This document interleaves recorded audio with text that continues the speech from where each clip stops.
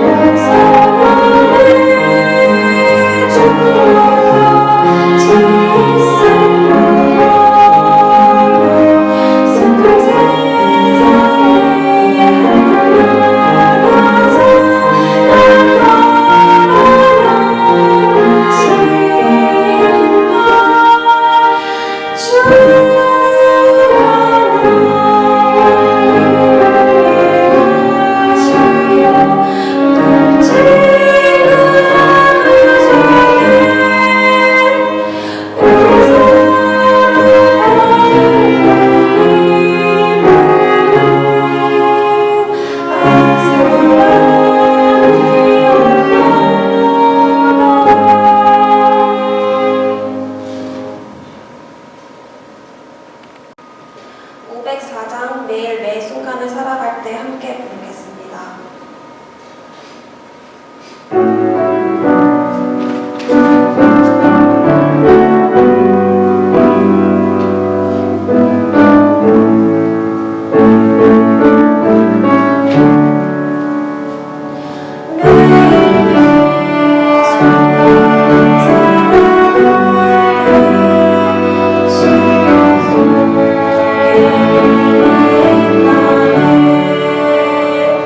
내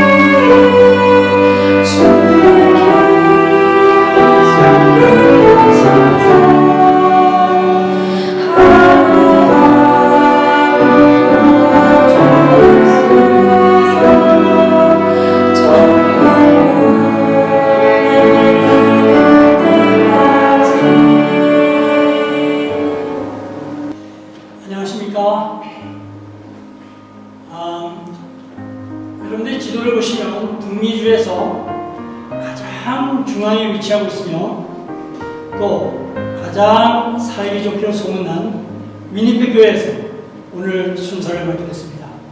위니펙 교회에 심화하는 권희철입니다. 오늘 저녁 기도주일 집회에 참석하신 캐나다 전역에 계시는 우리 모든 교우님들 온라인 집회에 함께 참석하게 된 것을 진심으로 환영합니다. 우리들이 매년 하는 연말 기도주일이지만 2020년도 연말 기도주일은 우리가 이제까지 한 번도 시도해 본 적이 없는 그러한 특별한 방법으로 진행하게 됐습니다.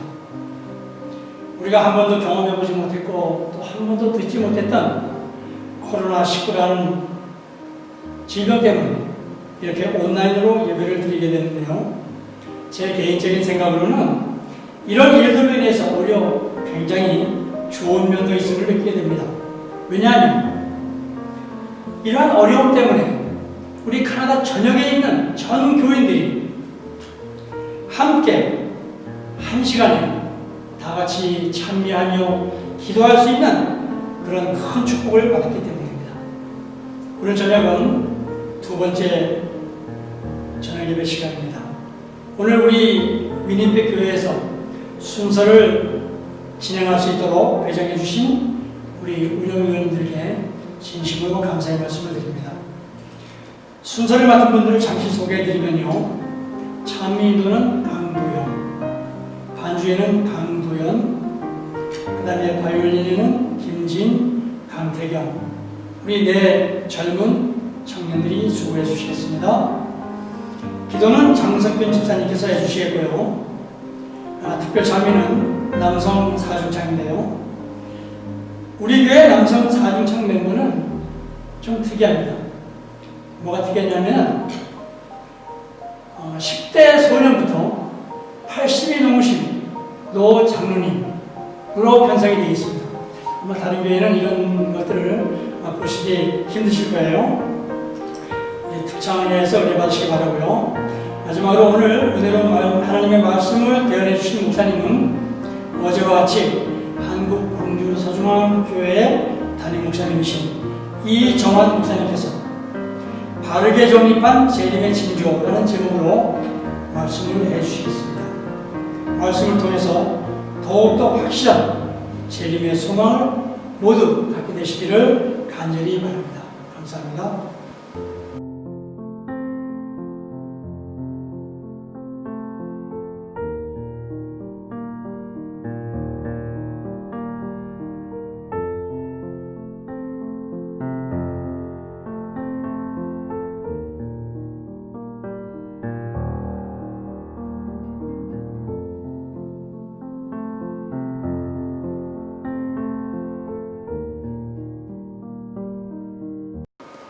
우리 다 함께 첫 찬미 642장 내 평생에 가는 길을 부르면서 예배를 시작하겠습니다.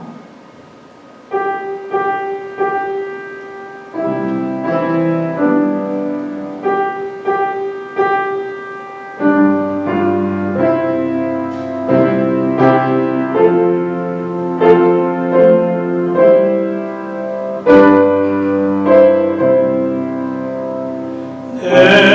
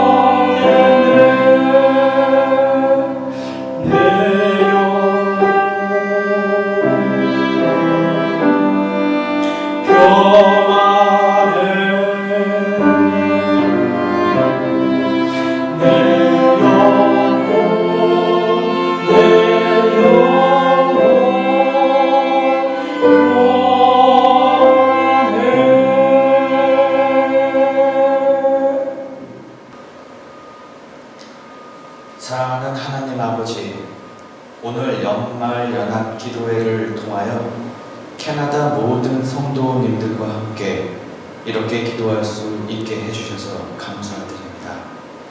비록 온라인 공간에서 드리는 기도회지만 우리들 마음속에 임하시고 깨끗하게 비우셔서 말씀으로 심령을 가득 채울 수 있게 하여 주옵소서. 지금 이 세상은 코로나 바이러스라는 전염병으로 일상생활뿐 아니라 신앙생활에까지 위협받고 있습니다.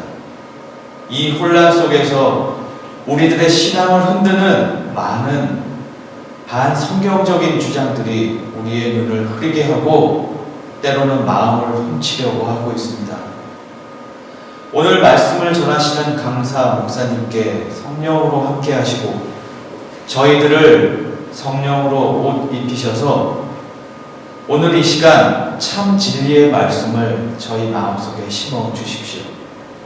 이 모든 은혜 예수님 이름으로 간절히 기도드립니다. 아멘.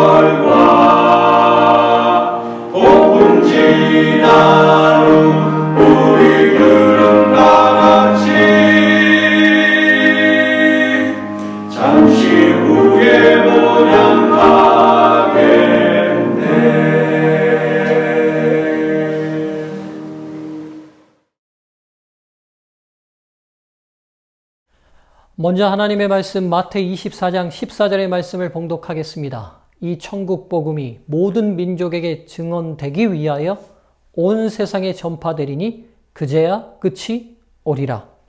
성도 여러분 안녕하십니까? 각 가정에서 이 기도주일에 동참하신 모든 성도들께 주의 은혜가 함께 하시길 바랍니다. 저희는 지난 시간 바르게 살핀 재림의 징조라는 제목으로 말씀을 전하였습니다. 그리고 재림의 징조를 살피는 균형진 시각 3가지를 말씀드렸습니다. 다시 한번 정리하면 첫째, 재림의 징조를 바라보는 균형진 첫 번째 시각은 수동적으로 외부에서 일어나는 징조들을 살피며 가만히 앉아 있는 것이 아니라 세상의 징조들을 보고 더욱 열심히 천국 복음을 증거하는 일에 능동적으로 활동하는 것입니다. 두 번째, 저희가 재림의 징조를 보는 바른 시각은 천국 복음의 전파가 부정적 징조들을 끝낼 수 있는 방법임을 기억하셔야 합니다. 세 번째, 저희가 재림의 징조를 바로 보는 시각은 종교적 미혹만이 아니라 생활의 미혹을 경계해야 한다는 것입니다. 이 시대를 말씀에 비추어 분별하는 성령의 지혜가 절실히 요청되는 때에 오늘 이 시간에 바르게 정립한 재림의 징조라는 제목으로 말씀을 전하겠습니다. 오늘 저희는 한 절의 말씀만을 봉독하였습니다. 먼저 한 가지 질문을 드리고 싶습니다. 예수님께서는 재림의 가장 중요한 징조로서 천국 복음이 모든 민족에게 증거되고 전파되어야 끝이 이른다 하셨습니다. 그렇다면 이 천국 복음에서 천국은 이미 임한 하나님의 나라입니까? 장차 임하실 하나님의 나라입니까? 성경의 가장 중요한 주제인 재림은 이 땅에서 사탄에게 잃어버린 하나님의 나라를 다시 회복하는 것입니다. 즉 하나님의 나라의 완성과 성취를 의미합니다. 저희가 재림의 징조를 살피는 중요한 이유가 바로 여기에 있습니다. 단순히 특별한 재난과 사건이 중요한 것이 아닙니다. 그 재난과 사건이 하나님의 나라의 회복과 성취를 알려주는 신호가 되기 때문에 살피는 것입니다. 그래서 누가복음은 이와 같이 너희가 이런 일이 일어나는 것을 보고는 하나님의 나라가 가까이 온 줄 알라고 말씀합니다. 정작 더 중요한 것은 바로 하나님의 나라의 성취와 완성인 것입니다. 그래서 오늘 재림의 징조 두 번째 시간을 통해서는 하나님 나라에 대한 바른 이해와 정립의 시간을 갖도록 하겠습니다. 먼저 첫 번째, 예수님께서 이 땅에 선포하신 가장 중요한 가르침은 천국을 전파하는 것이었습니다. 예수께서 이르시되 내가 다른 동네들에서도 하나님 나라 복음을 전하여야 하리니 나는 이 일을 위하여 보내심을 받았노라 하시고 갈릴리 여러 회당에서 전도하시더라. 누가복음 4장 43절 44절 말씀입니다. 이후에 예수께서 각 성과 마을에 두루 다니시며 하나님 나라를 선포하시며 그 복음을 전하실세 12제자가 함께 하였고 누가복음 8장 1절에 있는 말씀입니다. 이렇듯 예수님의 사역의 가장 중요한 주제의 핵심은 하나님 나라를 전하시는 것이었습니다. 그렇다면 두 번째, 하나님 나라는 언제 시작되었을까요? 침례 요한의 선포를 보지요. 그때의 침례 요한이 이르러 유다 광야에서 전파하여 말하되 회개하라 천국이 가까이 왔느니라 하였으니 마태 3장 1절 2절 말씀입니다. 예수님 본인의 선포도 들어보시죠. 이때부터 예수께서 비로소 전파하여 이르시되 회개하라 천국이 가까이 왔느니라 하시더라. 마태 4장 17절 말씀입니다. 요한이 잡힌 후 예수께서 갈릴리에 오셔서 하나님의 복음을 전파하여 이르시되 때가 찼고 하나님의 나라가 가까이 왔으니 회개하고 복음을 믿으라 하시더라. 마가복음 1장 14절 15절 말씀입니다. 이렇듯 예수님과 침례 요한의 전파 속에서 하나님의 나라는 아주 가까이 이르렀다고 계속해서 선포하십니다. 그리고 이런 선포한 말씀은 그분의 비유 속에서 계속해서 반복됩니다.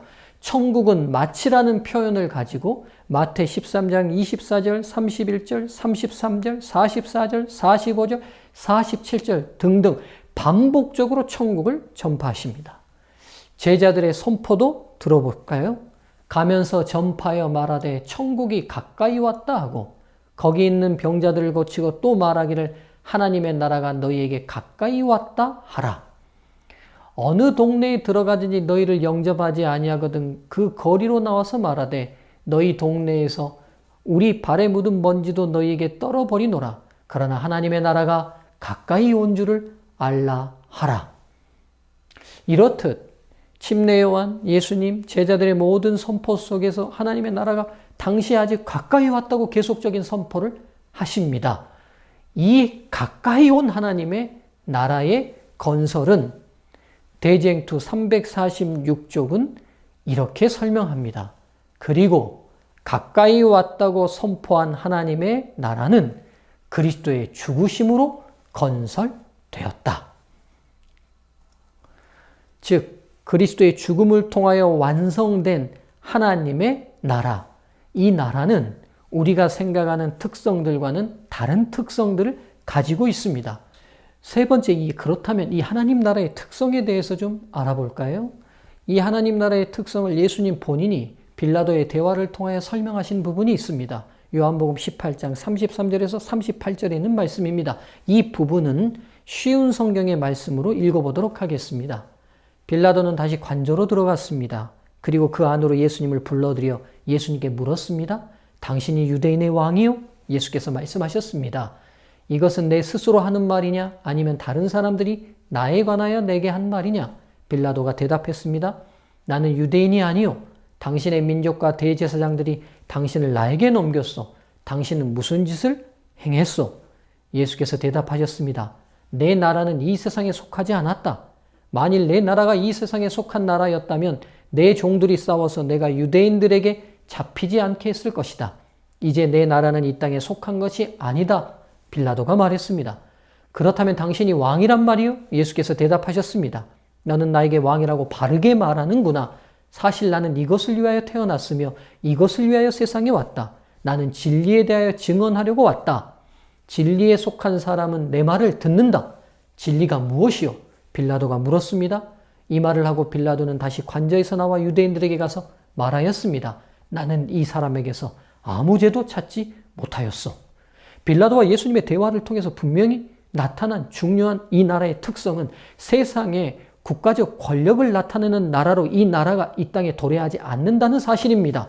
그리고 예수님이 분명히 왕으로서 존재하는 나라가 있다고 예수님이 설명하고 계십니다. 그럼 이 나라는 과연 어디 있는 것일까요? 또 다른 성경의 말씀을 보겠습니다. 바리새인들이 하나님의 나라가 어느 때에 임하나이까 묻거늘 예수께서 대답하여 이르시되 하나님 나라는 볼 수 있게 임하는 것이 아니요 또 여기 있다 저기 있다고도 못하리니 하나님의 나라는 너희 안에 있느니라. 누가 17장 20절에서 21절 말씀입니다. 21절 말씀입니다. 그렇습니다. 지금 빌라도와 나눈 모든 대화 그리고 누가복음의 설명을 통하여 알게 되는 하나님께서 세우신 예수님께서 십자가를 통해서 세우신 나라는 바로 우리 마음에 임하는 진리를 통해 깨닫게 되는 마음에 임하는 나라입니다. 그러나 이 하나님의 나라에 대한 제자들의 오해가 깊었음을 알게 됩니다. 누가복음 19장 11절에 이렇게 말씀하십니다.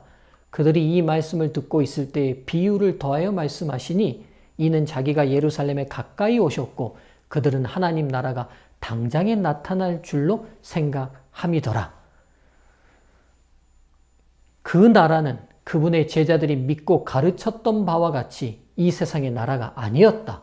그렇다고 해서 그 나라는 나라와 권세와 온 천한 열국의 위세가 지극히 높으신 자의 성민에게 붙임바되고 모든 권세 있는 자가 다 그를 섬겨 복종할 영원한 나라, 곧 장차 세워질 불면의 나라를 의미하는 것이 아니었다. 성경에 기록된 하나님의 나라는 은혜의 왕국과 영광의 왕국을 다 같이 가리키는데 사용되었다. 대쟁투 346쪽에 있는 말씀입니다. 그렇습니다.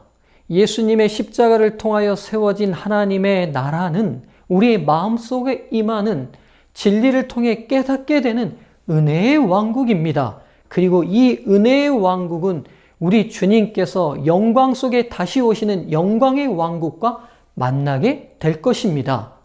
그렇다면 이제 하나님의 나라의 이 두 왕국에 대해서 우리가 좀 더 정리하고 함께 정립해야 되는 시간이 필요할 것 같습니다. 제가 이제 한 도표를 여러분에게 보여드리고 이 도표를 가지고 함께 설명해 보도록 하겠습니다. 자, 은혜의 왕국과 영광의 왕국의 근거가 되는 성경절들이 있습니다. 먼저 은혜의 왕국은 히브리서 4장 15절과 16절에서 이 나라의 근거가 되는 성경절을 제시합니다. 우리에게 있는 대제사장은 우리의 연약함을 동정하지 못하실 리가 아니요 모든 일에 우리와 똑같이 시험을 받으신 이로되 죄는 없으시니라. 그러므로 우리는 긍휼하심을 받고 때를 따라 돕는 은혜를 얻기 위하여 은혜의 보좌 앞에 담대히 나아갈 것이니라. 우리의 마음속에 임한 하나님의 은혜의 왕국을 설명하고 있습니다. 영광의 왕국은 마태 25장 31절과 32절에 설명하고 있습니다. 인자가 자기 영광으로 모든 천사와 함께 올 때에 자기 영광의 보좌에 앉으리니 모든 민족을 그 앞에 모으고 각각 구분하기를 목자가 양과 염소를 구분하는 것 같이 하여. 이 두 왕국은 건설된 시간적 차이를 가지고 있습니다. 먼저 은혜의 왕국의 시기는 대쟁투 347쪽 그 건설의 시기를 이렇게 설명하고 있어요. 은혜의 왕국은 사람이 타락한 이후 범죄한 인류의 구속을 위하여 계획이 세워진 직후에 건설되었다. 그 후로 그 나라는 하나님의 뜻에 따라 그분의 허락에 의하여 존재하게 되었으므로 사람들은 믿음으로 그 나라의 백성이 될 수 있게 되었다. 그러나 그 나라는 그리스도께서 돌아가신 후에 비로소 확립되었다. 영광의 왕국은 대쟁투 347쪽 그 건설된 시기를 이렇게 설명합니다. 그와 마찬가지로 영광의 보좌란 영광의 왕국을 나타내는 것인데 그 나라는 그리스도의 말씀에 다음과 같이 인용되었다. 인자가 자기 영광으로 모든 천사와 함께 올 때에 자기 영광의 보좌에 앉으리니 모든 민족을 그 앞에 모으리라. 그 나라는 아직 장래에 속한 나라이다. 그 나라는 그리스도께서 재림하실 때에 비로소 건설될 것이다. 즉 하나님의 나라는 초림 때의 은혜의 왕국이 먼저 건설되었고 그리고 재림 때의 영광의 왕국이 또 건설되면서 극적인 완성을 이루게 됩니다. 즉 우리가 전파하고 있는 하나님의 나라는 각자의 마음속에 예수 그리스도를 개인의 구주로 영접하고 맞이함으로 우리 마음속에 건설해야 될 은혜의 왕국을 전파하고 나누는 일입니다. 그리고 그 은혜의 왕국의 전파가 완전히 맞춰질 때 영광의 왕국과 만나는 일이 이루어지게 될 것입니다. 이제 이 두 나라의 특성들을 7가지로 비교해 보겠습니다.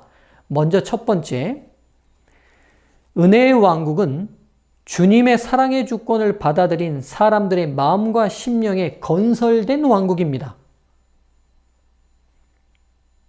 두 번째, 심령에서 시작해서 삶으로 나타나고 사랑의 능력으로 다른 사람들의 심령과 삶으로 전파되는 왕국입니다. 세 번째, 왕이신 예수님께서 대제사장으로 봉사하시는 왕국입니다. 네 번째, 사랑의 통치가 용서와 구원의 은혜로 임하는 왕국입니다. 다섯 번째, 내적 통치, 즉 사람의 마음과 심령이 하나님의 통치를 따르게 되는 왕국입니다. 여섯 번째, 죄와 반역으로 충만했던 마음들이 그분의 사랑의 주권에 날마다 굴복함으로 지금 건설되고 있는 왕국입니다. 일곱 번째, 영광의 왕국은 은혜의 왕국이 완성될 때 이르러 오게 됩니다. 이제 영광의 왕국에 대한 7가지의 특성을 말씀드리겠습니다. 첫 번째, 은혜의 왕국이 건설된 사람들을 위해 이 땅에 세워질 왕국입니다. 두 번째, 은혜의 왕국이 전파되는 동안 자신의 의지로 거부한 사람들에 대해 심판이 집행되는 왕국입니다. 세 번째, 왕이신 예수님께서 심판장으로 봉사하시는 왕국입니다. 네 번째, 사랑의 통치가 회복과 심판의 공의로 임하는 왕국입니다. 다섯 번째, 외적 통치가 완성되는 왕국입니다. 즉, 온 세상 만물이 이제 하나님의 완전한 통치에 온전히 따르게 되는 왕국입니다. 여섯 번째, 장차 은혜의 왕국이 건설된 사람들과 온 세상 모든 피조 세계가 하나님의 주권에 완전히 순종하게 되는 왕국입니다. 마지막 7번째, 은혜의 왕국 없이는 영광의 왕국이 올 수 없습니다. 이토록 하나님께서 당신의 나라를 회복하시는, 당신의 나라를 건설해 가시는 분명한 과정이 있습니다.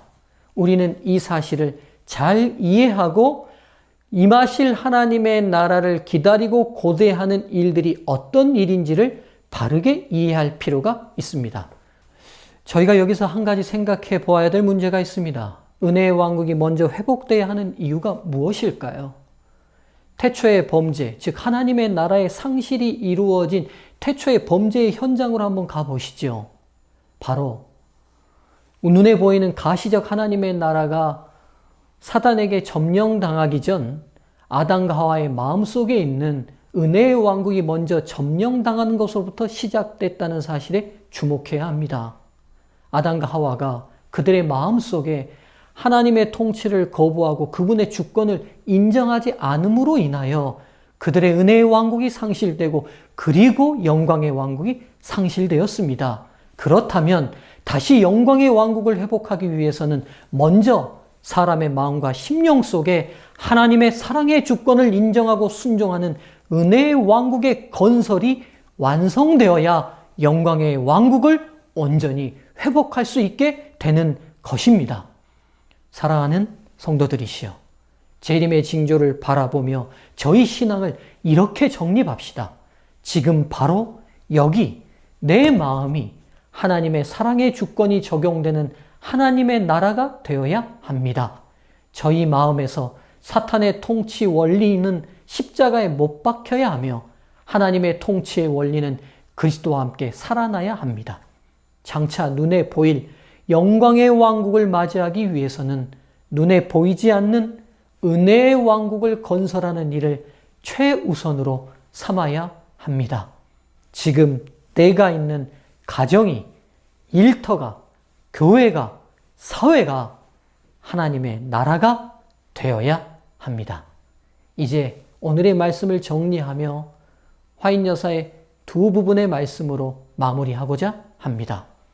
형제 자매들이여, 하늘 구름 속에서 강림하실 그리스도의 재림을 위하여 준비하기를 강권하는 바이다.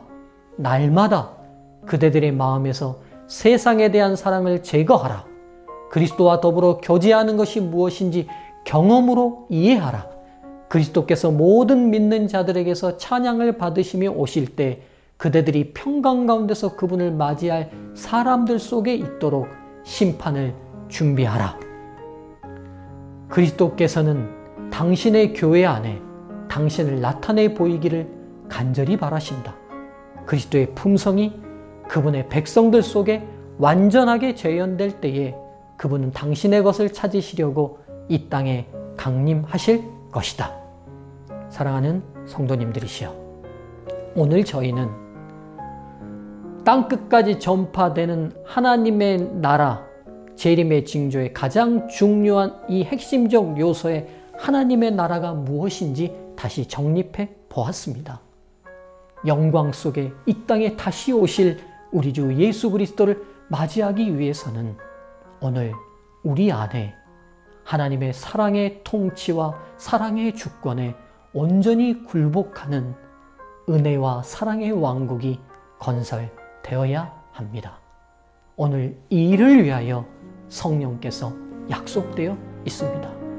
우리의 삶의 현장에 매 순간순간 우리를 다시 하나님의 나라로 만드실 성령을 초청함으로 인해 오늘 우리가 속한 모든 곳이 하나님의 나라가 되도록 준비함으로 영광의 왕국 재림을 맞이하는 진정한 준비하시기를 간절히 바라며 말씀을 마치겠습니다.